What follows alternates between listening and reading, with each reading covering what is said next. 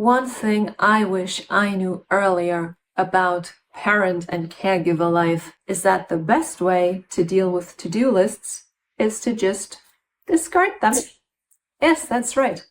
Nobody talks about this hack. And today, I'll tell you about this to finally stop drowning in to-do lists and breathe again.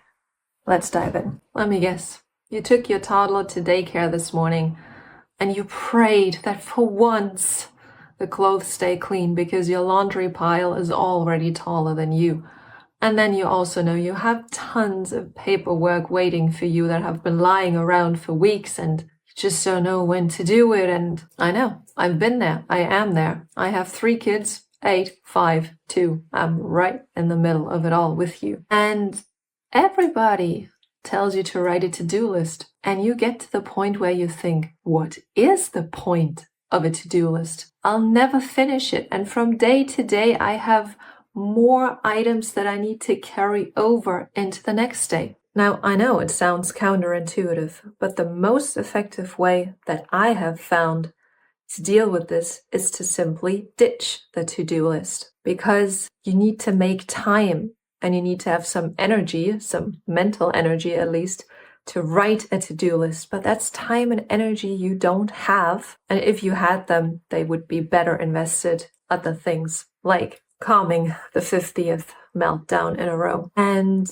why this actually works is not only because it frees up a little bit of time, of your time and energy, but also because it takes away some of your stress. Because when you see all the items written out that you need to do, at least I feel like it overwhelms me more every single time. And the other thing is, really important things you either have on a big wall calendar like me, like the kids' doctor's appointments, or you have them in your phone and you know you will get an alarm when it's time to do something or to prepare for something. And if you really have a parent brain, then the most important things, they will just stick in your mind.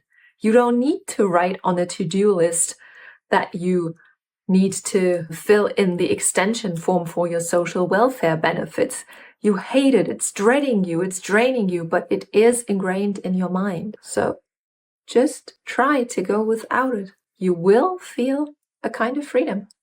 But there are so many things that I have to do that I just cannot ignore. And has anybody seen my pen? I need a pen. It's okay. I got you. There's my pen. Yeah, great. No, it's stuck in my head.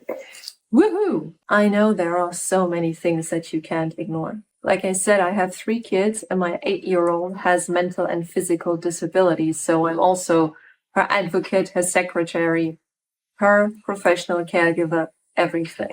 Believe me, my stack is always a tower. And the way I approach the things that I cannot get around is by starting with the smallest possible effort. When it comes to paperwork, this means for me to start by filling in the personal data, names, address, phone number, email, birth date, birthplace, all the things that are ingrained in my mind anyways that I can write while I'm totally exhausted and half asleep. And just think, for every task that you have to do and that you cannot get around, what is the smallest possible effort that you can use to start the task?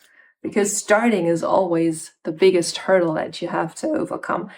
When you've done a little bit of a task already, then it does feel a little bit easier, a little bit more manageable, and you are more likely to do the rest of the task too. Maybe not everything at once, but in chunks. And I totally get it if you doubt that this works. I wouldn't have believed it if somebody had told me that. But I know it because I tried it 6 months ago. None of this was possible. So yes, I hate that sentence too, but I am living proof that this is possible. And I believe that there is a chance that it is possible for you too. So go ahead and take just one of the things I told you about today and try them. And if you think you lack information, go down to the description box. You'll find the links to the digital and print version of my book, Time and Energy, That's where you'll get the full breakdown. And yes, of course, celebrate it. If you decide to get it, celebrate it as a small win that you clicked the link, then celebrate it as a small win if you ordered a copy, then celebrate it as a small win when you first open it, and then celebrate it as a small win whenever you finish reading one page in the book. And then I'm confident that the book is so good that over time, the seed will be in you, the seed of motivation to try this, to try something different,